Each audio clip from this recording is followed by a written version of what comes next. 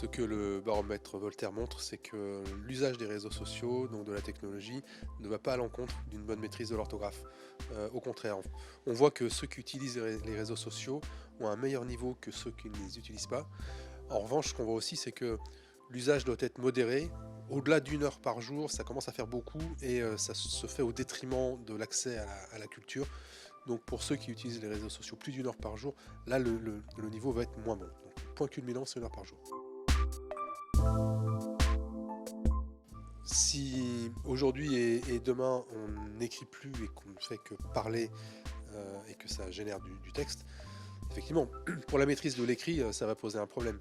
Mais j'ai suffisamment confiance dans l'attachement que les gens ont sur la confidentialité de ce qu'ils racontent pour me dire que oui, il y a des messages qui sont dictés, mais il y aura beaucoup de messages qui seront écrits, toujours.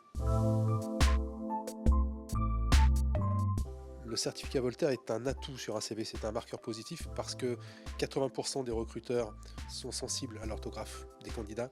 Donc quand vous avez le certificat Voltaire avec un score honorable, on dirait un score au-delà de 500, sur votre CV, ça marque vraiment les esprits du recruteur. La maîtrise de la langue française est quelque chose qui se travaille, évidemment.